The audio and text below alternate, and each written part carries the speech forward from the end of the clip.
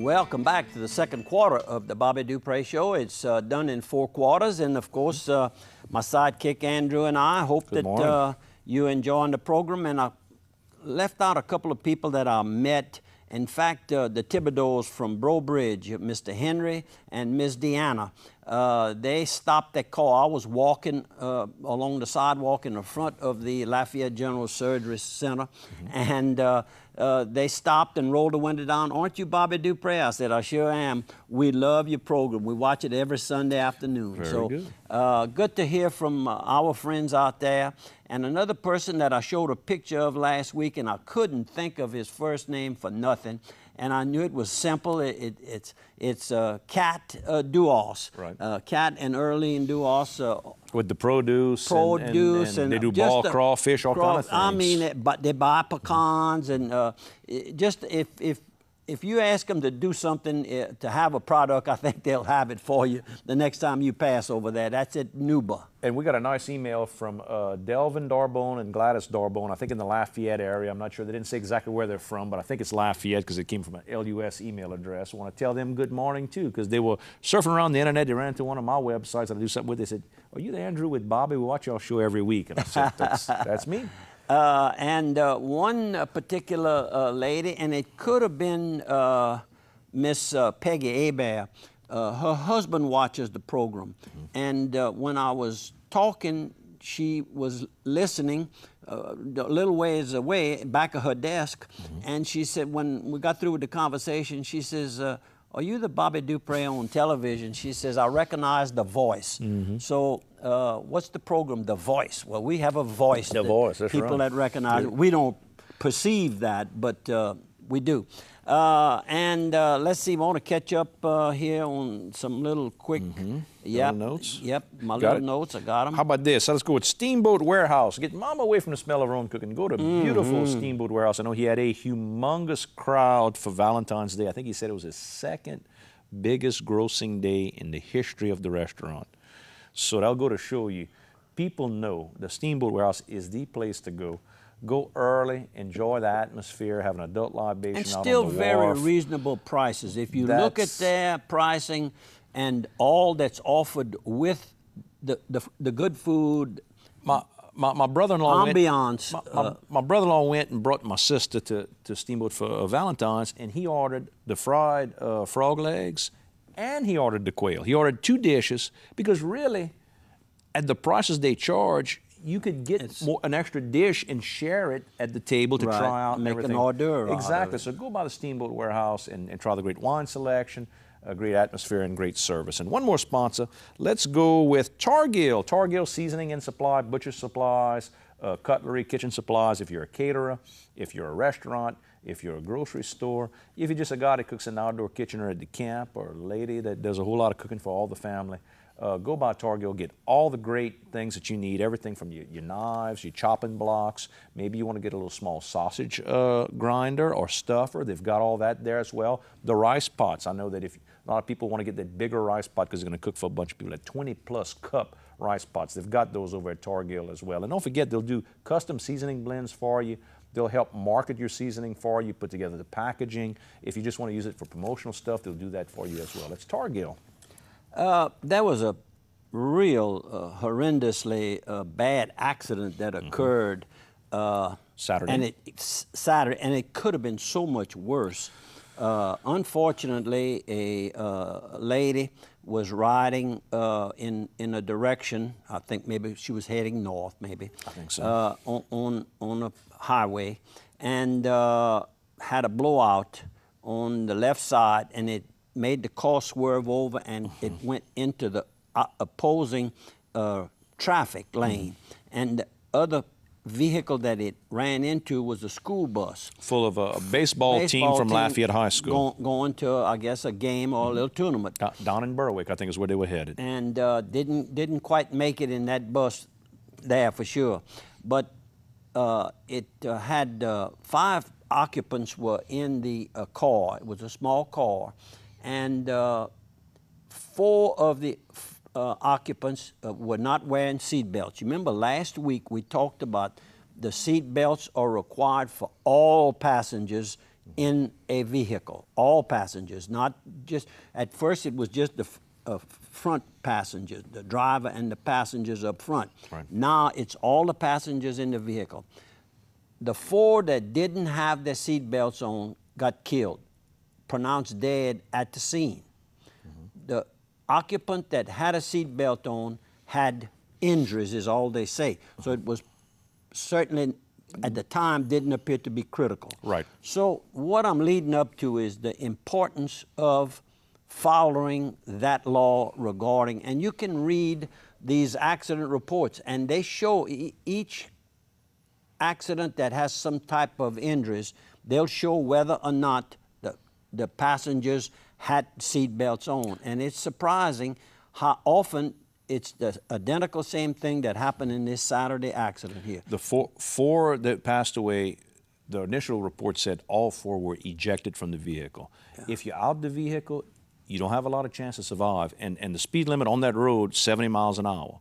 So at 70 miles an hour, not inside a vehicle, odds are not good. You're better off being strapped inside the vehicle, let the vehicle take the impact so that you got a chance to survive.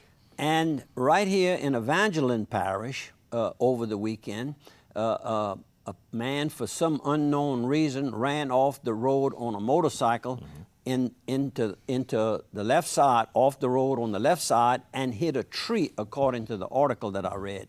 And this particular motorcycle rider didn't have a helmet on. And you know, I've talked about that in the past, that in Louisiana you're required. Law is required. And not a do-rag, a helmet. I commented to you and to Steve, our assistant here, technician handling the programming.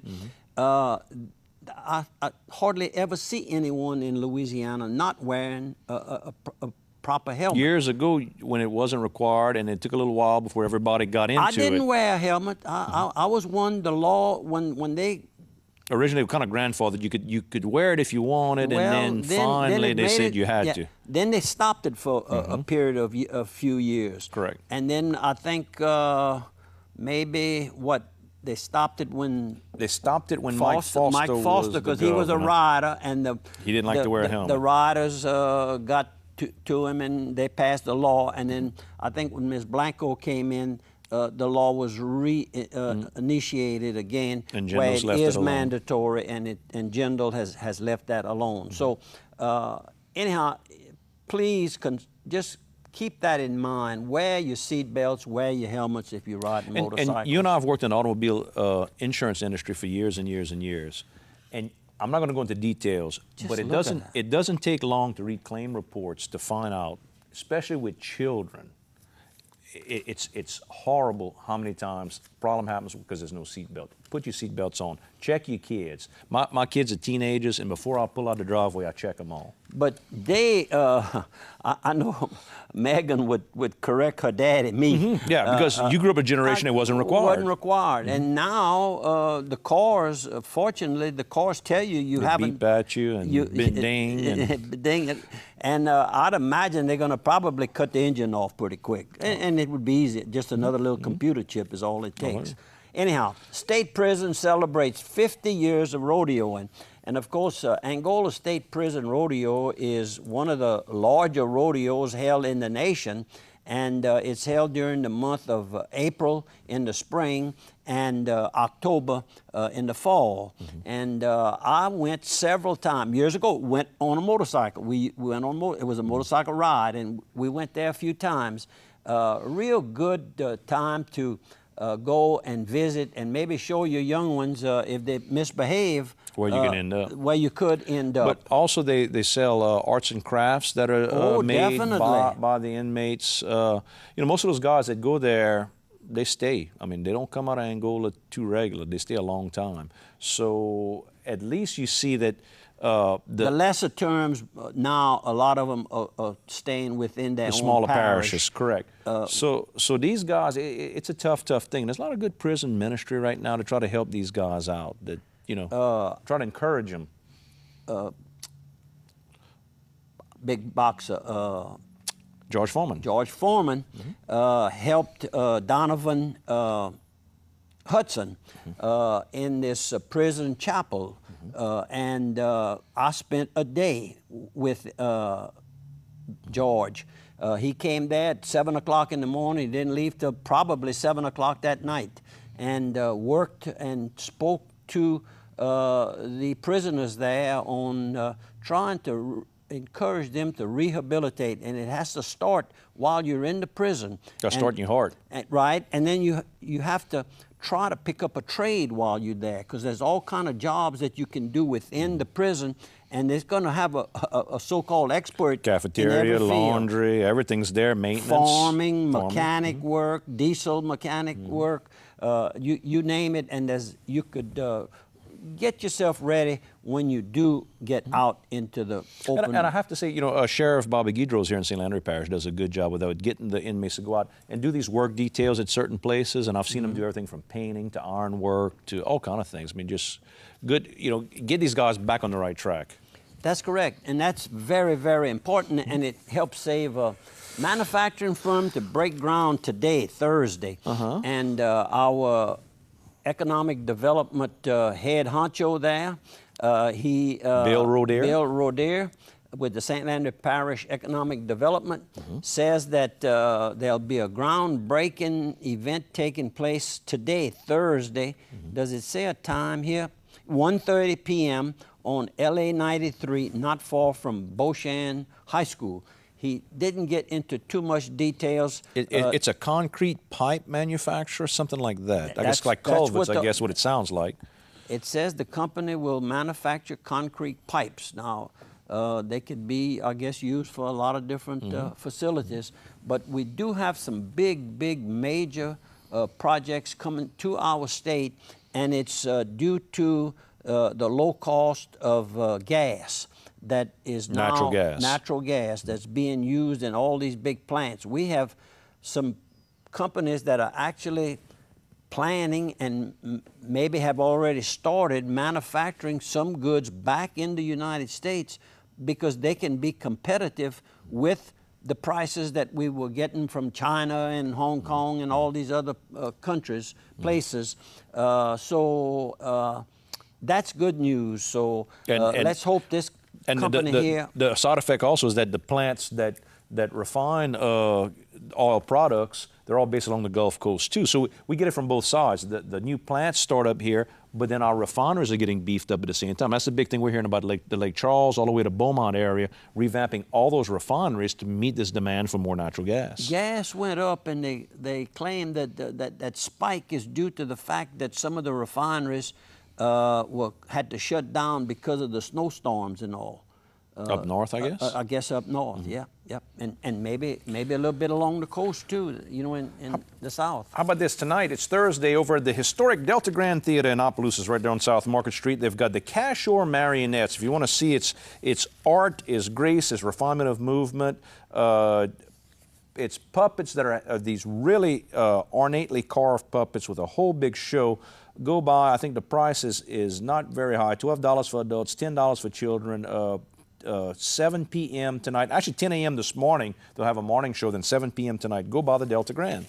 Connecting disabled veterans with nature. And I don't know that we have enough time. No, we don't. We only have a few seconds. We'll come back to that once we go to the break. Why don't we go to a break right now? We've only got about 10 seconds or so left. Folks, we'll see you on the other side of 1 minute for the second half of the show.